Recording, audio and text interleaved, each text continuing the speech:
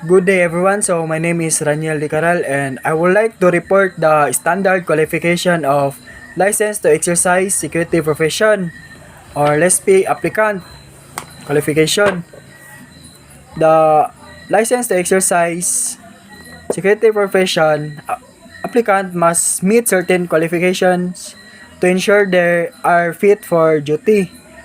These qualifications include is the first is the legal age. So, application must be old enough to understand the responsibilities of the job. So, for like example, ako kay legal age na ko, na ako sa 18 years old na ko, karon. So, ako kay qualifies na ko to apply sa kaning LESP. So, the second is kaning Filipino citizen. Only Filipino citizens are allowed to apply to maintain national security. Example, ako kay Filipino citizen ko, so obvious naman siguro nga pwede ko mo-apply for LESP, allowed na ko mo-apply for LESP. Pero kung ako kay kanang foreign national ko, so dili jud ko pwede maka-apply aning kaning qualification sa LESP. Kay klaro naman kayo nga sa standard qualification nga Filipino citizen ra. So mora gina sila ang allowed para sa kaning sa LESP. Then third is physically and mentally fit.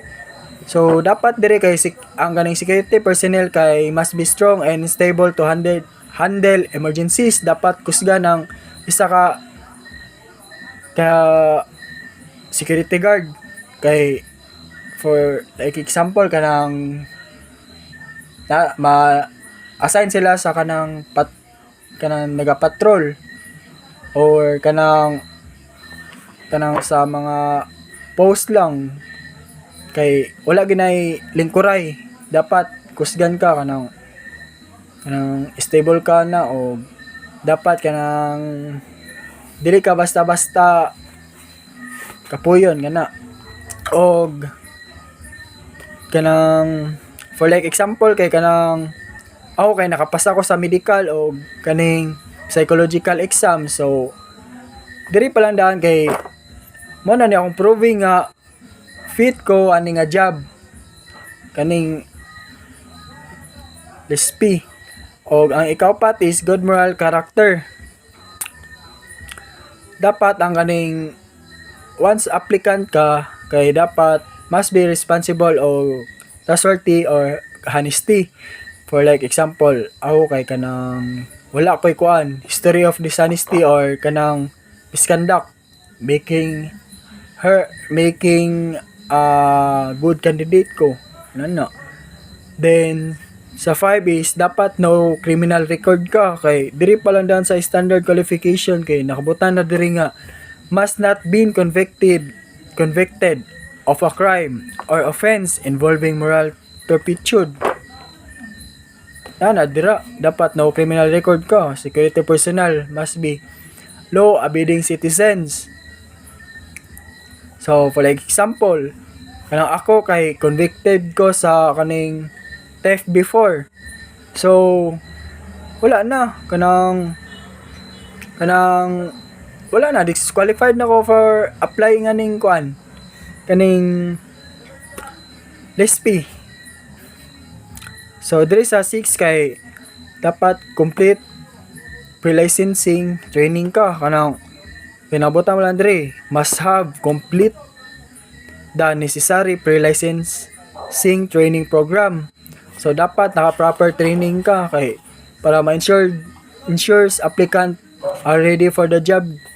Kana for like example kanang ako kay kanang nag-attend ko ani nga training o nakapasa ko ani nga required training course.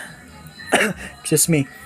So ako kay nana ko eligible nga para aning LESP, license to exercise security profession.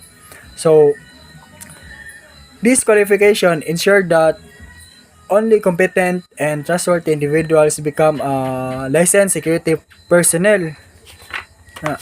So the next is kaning documentary requirements for license to exercise security profession.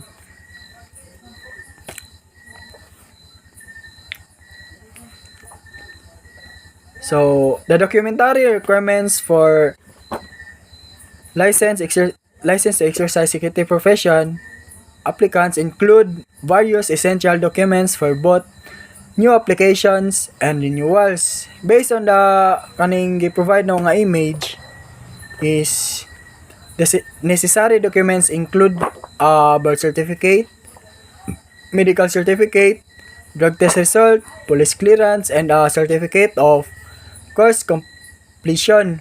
Additionally, diploma is only required for new applicants, while ang kaning neuro psychiatric evaluation result is recommended yapon for kaning mga new applicants. Kay all document listed are required, including ang kaning diploma. For renewals, most documents nga remain necessary except for the diploma, which is not listed as a requirement. So,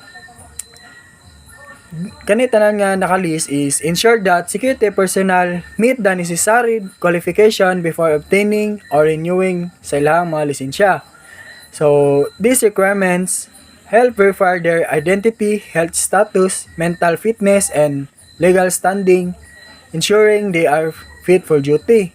So, like for example, kanang ako, kanang applying ko for LSP license for the first time. So, ako ang need lang is kaning submit all required documents, including sa akong diploma. However, if kanang ako kay kanang nag-renew na lang ko sa akong LSP license, kay ako na lang nga only nga need is kanang to submit the required renewal documents without the need for a diploma.